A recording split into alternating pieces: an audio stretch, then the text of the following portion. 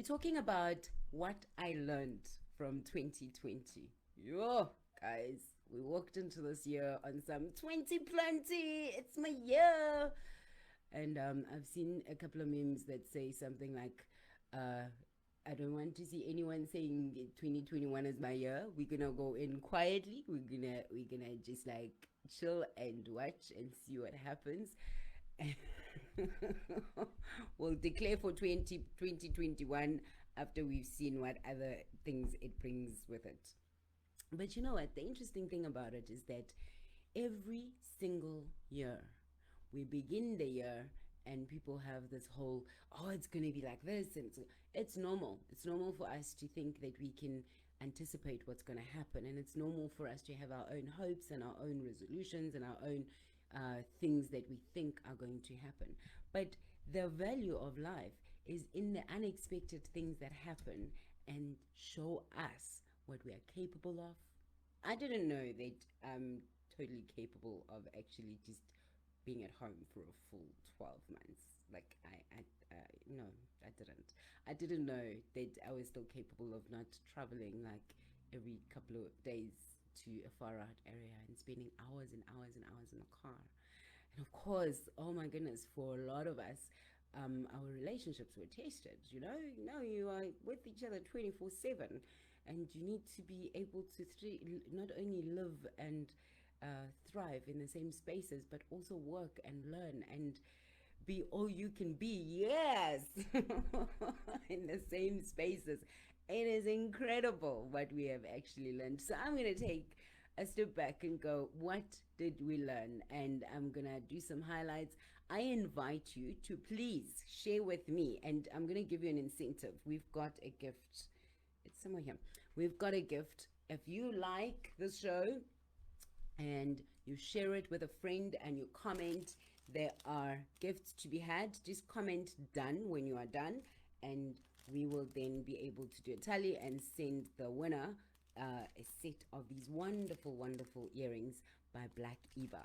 And I would love that to be you. Please like it, comment, share it with a friend. That's the best way to show love to us, you guys. Share it with a friend or family member or somebody, and maybe just tell us what it is that you learned as well in 2020. And let's take those lessons together and go forward. So, difficult times tend to show us the real face of life. What is real, what is true, what is actually where we at, that's one of the most important lessons that I learned who I can rely on. I learned what is real, really, what I really need versus what I just want, what I can survive without and what I can't. And it was so quick to present me with situations that actually say, is this critical? Is this thing that you want so critical that you're gonna go risk your life and your family's life and go be in public when you don't absolutely need to? Do you absolutely need to? I also learned the value of being able to go outside and walk at the times that we could. And I mean, it was a little bit hectic that a little bit for a little bit of time we had to actually be told when we can walk and how far from home we can and stuff like that. But it actually became the privilege that we have, that there is opportunity to be able to go out there, and whether it's for exercise or whatever, to be out there, but also it taught me just how comfortable I am with being with my after the initial end of the first lockdown. I was like, we now have to hang out with other people. It became like one of those things. I was very much watching some of my friends to see who's very quick to go, hey, I would have loved to visit it, but a pandemic, you know. It's very funny when you start to realize that. But then also when you see people make greater effort to be with you.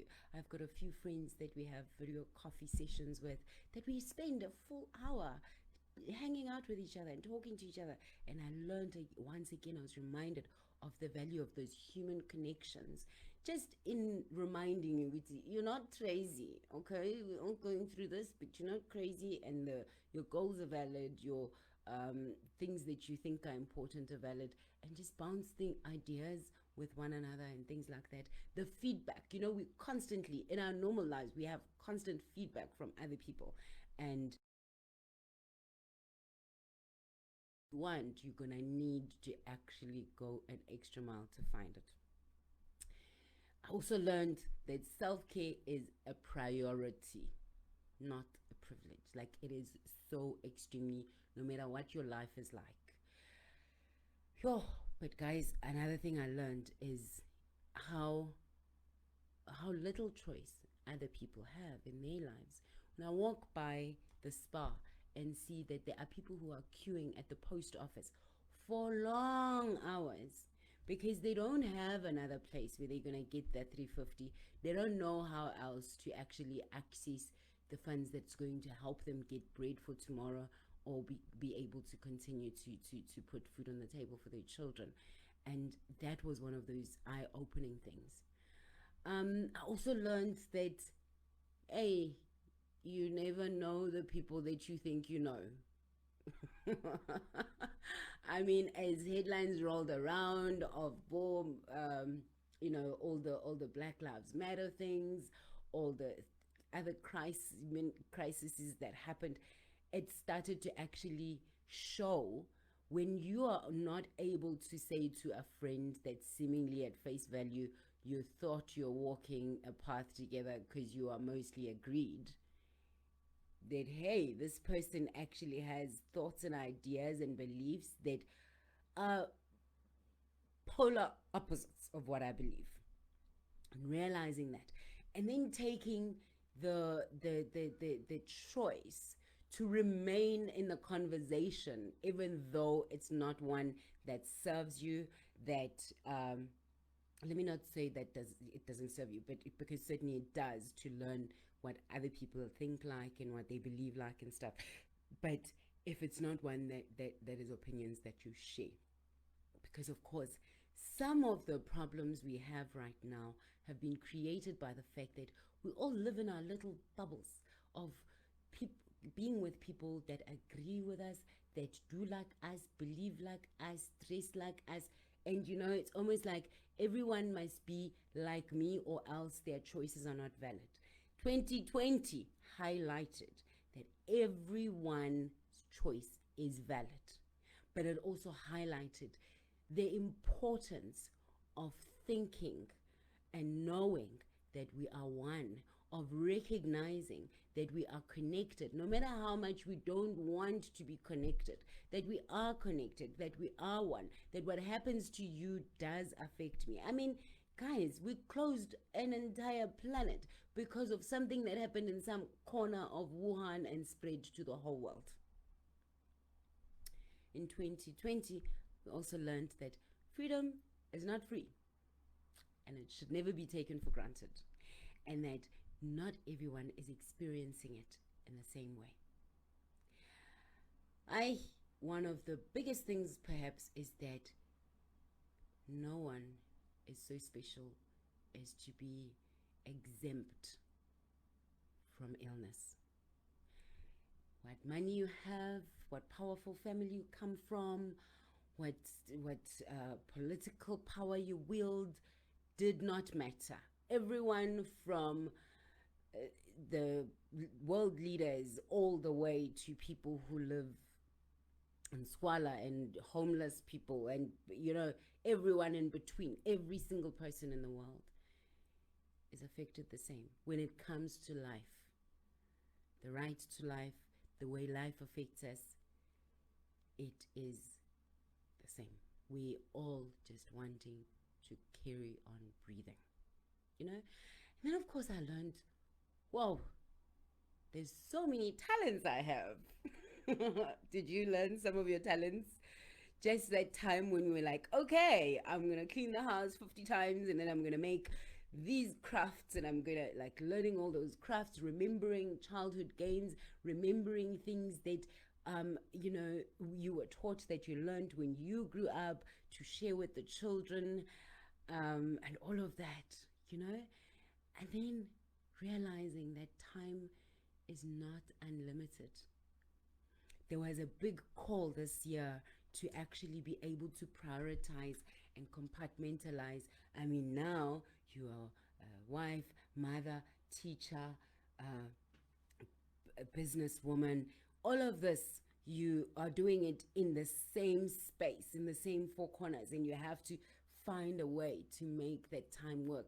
And, you know, to still appreciate, oh, that's another one, but coming to that, to still appreciate the time that you spend with your family, even though you now find yourself literally in their presence or in close proximity to them all the time. But to make the effort to still make it a little bit special, to make the effort to actually say, okay, I'm spending this time putting all the gadgets aside, because of course that's another thing that happened this year. We fell a new, deeper, refreshed love with all of our gadgets. It's like we have to have these screens in front of us permanently almost. The meetings happen there, the work happens there, the exercise happens there, the Joel's visits with friends happen there, and just now the visits with family and Christmas, New Year's, festive season is happening on gadgets as well. So time, I learned that it is important to value time, to value my time, to value the time of others, to be intentional also with the things that we do, to be intentional with who we are actually connecting with. You know, there was another meme going on in the first lockdown that said, if you haven't even heard from this person in the entire lockdown, then they are with their real family, and you maybe were not exactly as important as previously led to believe. Aish. Yeah.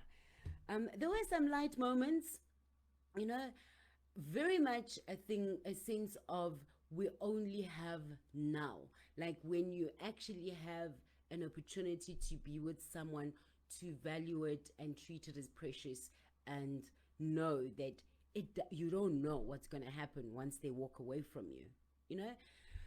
But one of the painful things we learned in 2020 is to distrust others. You know, the need to actually make sure that, hey, bro, you have not been out and about, you know, meeting people who just came from funerals or anything like that, and now you're coming to breathe in the same space as I am. So learned very much to safeguard and protect our personal space, to safeguard and protect the distance between us and others. You know, I had opportunity yesterday, going for a walk in nature, to actually see, you know, those little fruit flies that are everywhere, and I could see that they just on the outside of my aura. They're not like flying in my face. They're flying just sort of like this, like I'm encased instead of some invisible thing.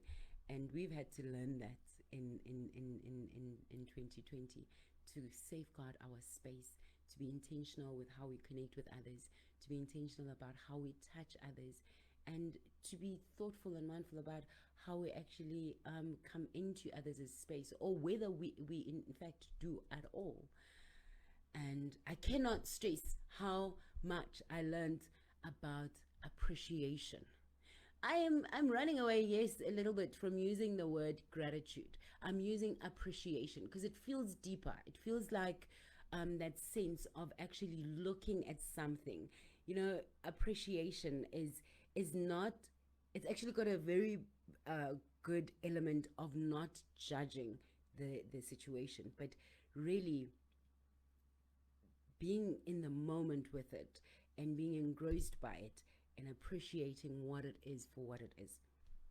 And that's one of the things that I learned for this year. Because, of course, hey, guys, there was just this whole thing of this needs to be like, and just everything happening at the same time, and having to be able to be selectively appreciative of the things and the importances and the time and the space and all of that, and then just being basically put in a place where some of the things that came about in my life, that happened for my benefit, for my family's benefit, were way beyond what I thought possible. And so Yes, one of the things I've learned in 2020 is appreciation, a deep rooted, deep, deep, long appreciation, just that understanding. And then, of course, hey, we did learn that happiness is an inside job. You can't look for happiness elsewhere. That, as much as we've got, each of us have our own choices, but every other person also has their own choices, and every other person has their own things that make them happy, and not to look to others to make us happy, but to actually create that bubble of happiness around ourselves, and then be selective about who we share it with. And yet, yes, it was a big lesson. Happiness is an inside job. Who I also learned the value of self knowledge. That is where true wisdom, I have come to believe more than anything, that that's where true wisdom is. And I realized that I've always been drawn to it. I mean, this is the soul dive for a reason, because I've always been drawn to the pursuit of that deep inner understanding of the God that is within each and every one of us. But beyond that, the interaction of ourself as the part of us that comes into contact with matter, the part of us that actually acts on the world and is impacted by the world, and how we actually are, who we actually are, and all the identities and ways in which we present ourselves to the world. So that was one of the big lessons which I'm taking forward, and I've taken a big decision to make sure that I continue to actually learn that, so that I'm finding myself in a place where it doesn't take 2 weeks for me to sit in lockdown and work out that actually what I like to do is this or that. Yeah. Earlier on in the year, of course, I also shared a very nice lesson with my son about how our thinking affects us. If there's anything at all that stands out more than anything for me for this year, it's the value of us as human being, of individually as well as collectively, and the value of our connections with one another, the value of our place in the world, and our place in each other's lives. All of that just became a really heavy reality for me. I also learned that it's not a what's it called? It's not a conspiracy anymore that our attention is actually currency. It's not a conspiracy, guys. Our attention is currency. And when 2020 hit, I mean, everyone who's able to say, I have X amount of people watching me, listening to me, seeing me on these intervals, suddenly we're making a lot more money. I mean, TikTok grew by leaps and bounds, Zoom, leaps and bounds. Everyone who facilitates it, everyone who actually facilitates, human attention, interaction, and all of that became a rock star, literally, this year. But that taught me that our attention is currency. So if they value it that much that they're throwing billions and billions at it, I must value my attention as much. And that has actually changed a little bit of my actions in small ways. Like when a loved one comes and talks to me, to put down everything and give them that eye to eye sort of contact, to say, I'm with you, I'm present, I'm actually engaging fully. Like nothing else is more important. Because when we are doing that with all of our gadgets and everything, we are giving that full attention to those things. But oftentimes, somehow we have this notion that turning my head to face someone who's come into the room, actual physical human being who's come into the room, somehow turns down the TV, or turns down the sound of the video, or the whatever I was interacting with on my phone. It doesn't. It actually just carries on competing with the person you are trying to give attention to. And when we become aware of that, then we can actually know that it is important to, just like you switch screens completely, shut this one down to give this one preference for that moment. I also learned that nothing is permanent. And I know I say this all the time, but it became such an ingrained lesson in me that time goes by and it seems like it goes by so slowly, but nothing is permanent. Things come into view and then they go. Just like we breathe in, we breathe out, just like the waves of the sea come in and they go. Like time rolls around and it is just like that. But I learned another one. And this one I'm still really busy with right now. Energy. My personal energy. Yo, guys.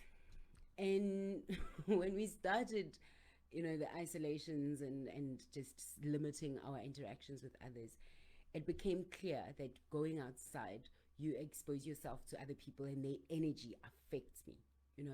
The energy of pensiveness, of uncertainty and all of that had a very physical effect on my physical body, on my mindset, on my state as a person, like spirit, soul, and body on every level.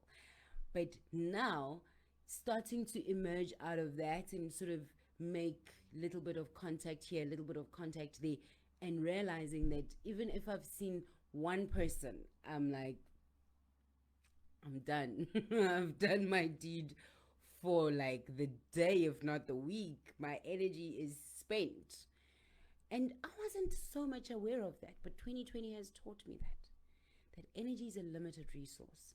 To use it sparingly, but to also treat it like a precious commodity and guard it and protect it and treat it like something that I know it has input. When you're working in a place where you are literally on your own, it is difficult to actually go without seeing how much energy you put into certain things, but also without seeing how much energy certain things require of you. And then, of course, I learned that hard times create strong people. I learned that resilience, we are much more resilient than we give ourselves credit for. And here's another one that I learned, that I don't need to be productive all the time. The mentality that I need to be working 8 to 5 the whole entire time, it's ridiculous. It's also unsustainable in a world where we are actually, living a more holistic, more involved with all of the things in our lives world. It's not practical. That sometimes you do need to take a nap so you can recharge and come back and do it again.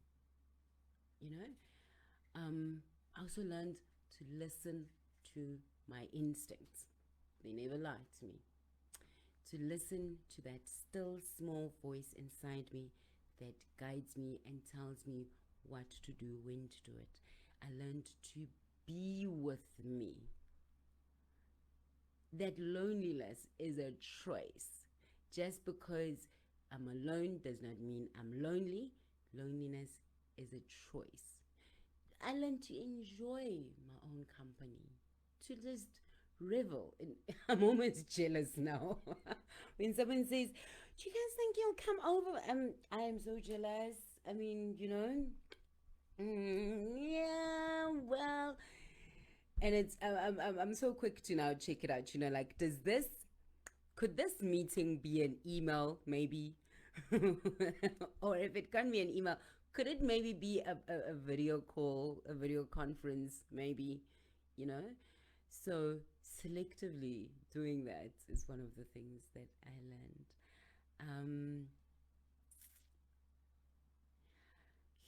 One of the most taken for granted things that got highlighted in 2020 is that everyone is fighting a battle that we know nothing about. That every single person has a lot going on in their background, in the background of what we can see that they are dealing with.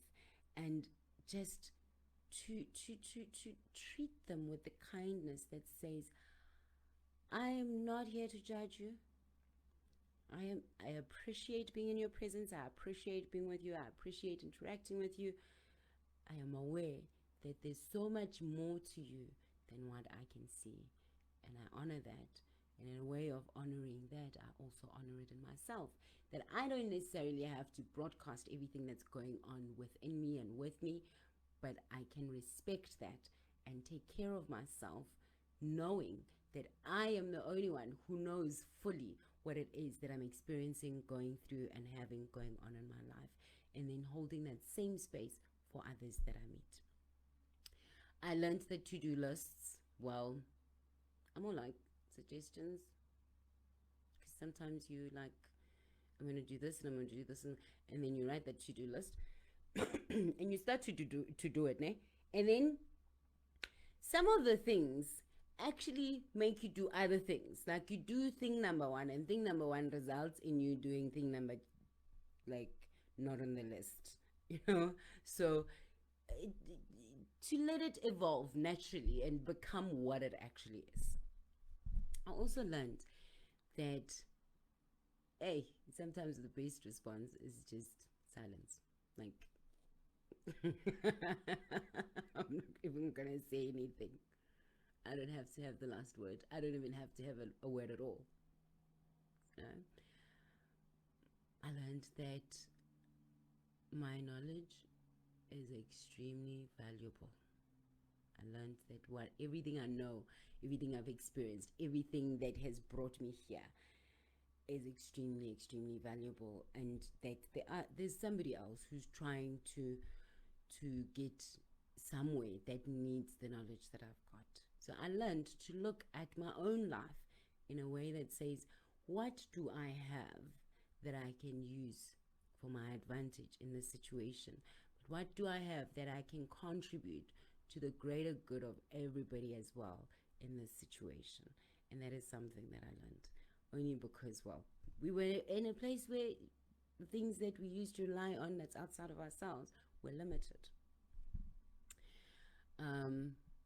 I cannot stress the amount of financial learning that I've actually done or like had to learn this year. Just learning that financial health is important, financial knowledge can save us, and you know, learning how to actually navigate around things relating to money, and being reminded, you know, about the things like saving, but also about things like the fact that not everything actually relates specifically to money, that some of the commodities can actually be freed from money, you know, and learning some of the resources that are not tied to money, that we have tied to money due to the perception of convenience, you know. Just the other day, I was able to harvest some veggies from our own garden, and I'm like, that's a lockdown. Of course, I started planting one last year when I started having a yard for a garden, but now with this time, it allowed for that extra attention, being able to actually put that in there. And yeah, it is time spent, but it also is money saved. So I learned the value of that balance, that how much money we let run our lives also speaks to how much time we actually spend in different things in our lives, and just the value of that, and you know, balancing it together.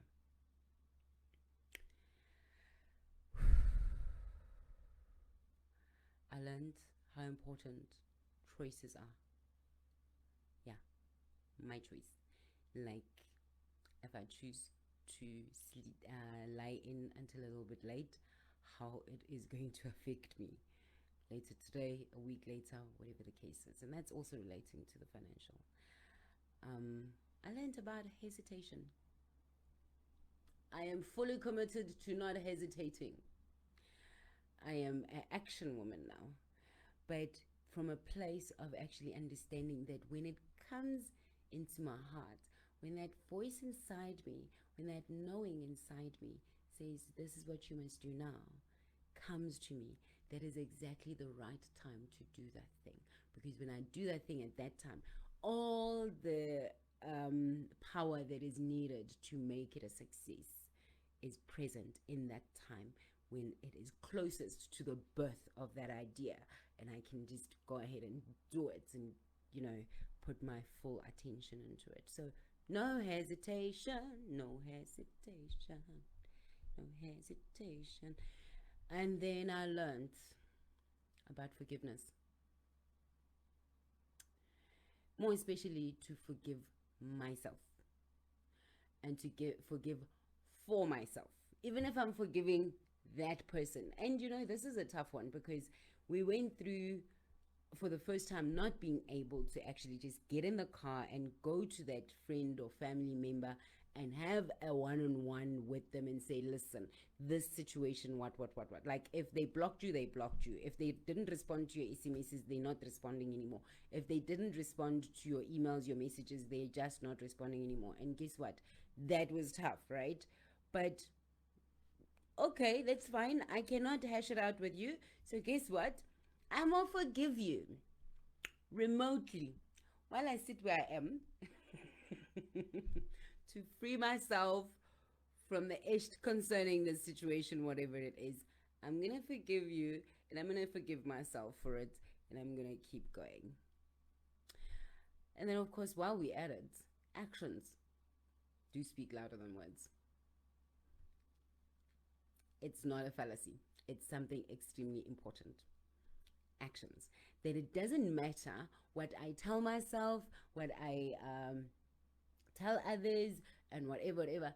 Actions are important. Like taking the action. Instead of saying, I want to get my health better, doing something is so important because it shifts so much within me. So I learned extremely important is action, to take action. And I think we did a show about that a few weeks ago. We were talking about taking action, not procrastinating it. Like, literally, I think that this is the thing to do, doing it. And then a lesson that was very important this year is about this space in between our ears. Earlier on, I exposed just about everybody that I possibly could to the power we have in our mind, how it impacts and controls our destiny, our time, and how it impacts and controls everything about us, how we are able to curate. And I mean, when you are finding yourself suddenly able to actually consume hours and hours and hours of entertainment, information, or any of that, it is important to actually be deliberate about what it is that you are consuming. But beyond that, it is important to be very deliberate about what you are thinking, what thoughts you are allowing to play over and over in your mind, what movie you are watching here in between your ears. So this is one of those things. 2020 buffed and polished that lesson for me.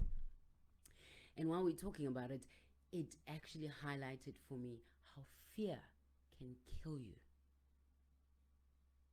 Yeah, fear can kill us. But only if we lie down and be like, I'm so scared I'm gonna die. And then we die from that same fear, because it starts to chip away at the resources and the things within us that were keeping that situation, whether it be health-wise or in the mind or any of that, at bay. It starts to chip away at it to where it actually can kill us.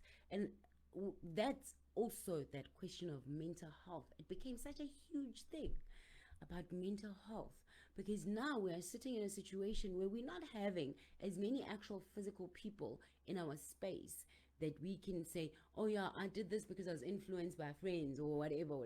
You now had to actually look in the mirror and know that this is my own influence on myself, you know. So my mind, oh my goodness, I didn't realize this is how much it's there, you know. There's so many lessons, for 2020. So many lessons for 2020. I'm not going to finish all of them. I've just shared with you some of the lessons that I learned in 2020. I also cannot leave this without saying the importance of living a deliberate life. That for me was a cemented lesson from 2020. that it kind of 2020 became like a catalyst for saying, okay, how important is this? How committed are you to this? Is it something that you will move worlds to make sure it happens? And so I invite you to go ahead and tell us, what is it that you learned in 2020? What lessons are you taking with you into the next year? And what lessons have you actually appreciated about 2020? I appreciate you. I love that you joined us. And I want to remind you that if you like this video, the best way to show love to us is to share it, to comment, and to maybe like it. Also share it with your friends. And of course, you will stand a chance to get some of these. You see these? And these are some of the earrings that we've got. These are from Black Iba, right? Very talented. They are handmade, and you could have yourself a set of these sent to your home just by liking this video, sharing this video, and then commenting done. And of course, talk to us. Tell us, what did you learn from 2020? It has been the Soul Dive. My name is Lebo. I thank you so much for tuning in. Have an awesome, awesome day further.